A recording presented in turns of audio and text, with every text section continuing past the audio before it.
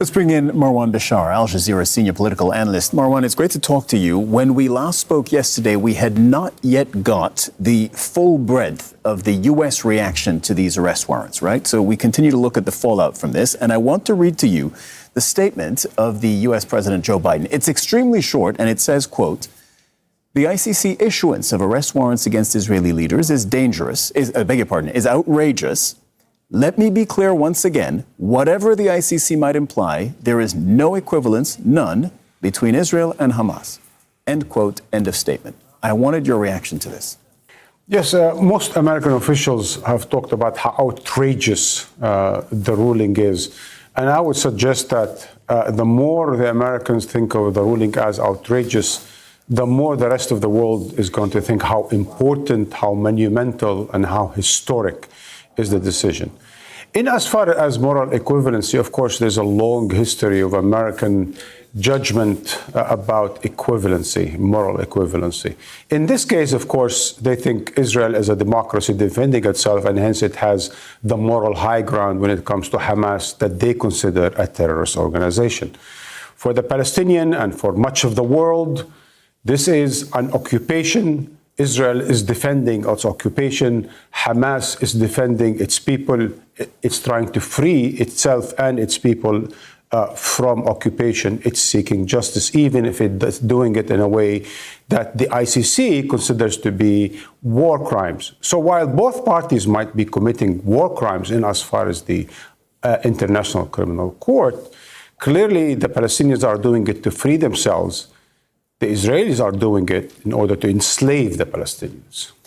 Marwan, for the U.S., rejecting the ICC's warrant against Netanyahu, it's not just an expression of support for Israel. I mean, sure, it's also that, but it's not just that. It's also self-preservation. Oh, there's no doubt about that, notably because the United States has been complicit in a direct and indirect way in the unraveling genocide and in the war crimes in Gaza.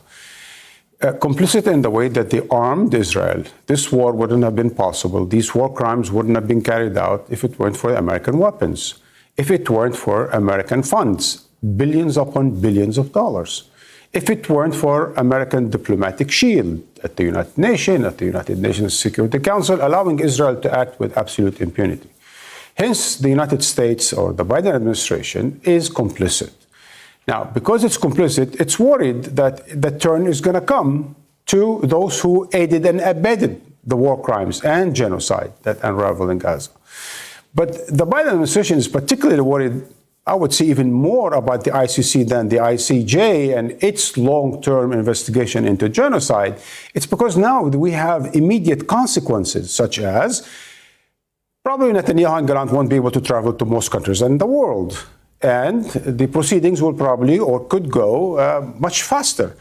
And there's a very specific case of using starvation as a weapon of war. And hence, the United States is, for all practical purpose, complicit in all of these war crimes if the ICC can prove as such.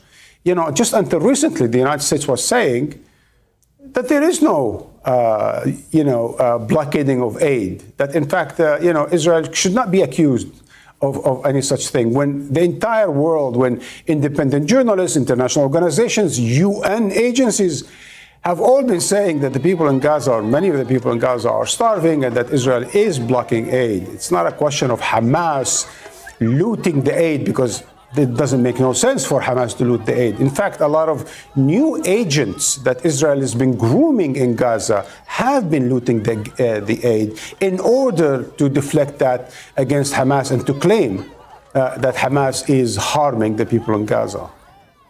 Marwan Bishara, Al Jazeera senior political analyst. Thank you very much.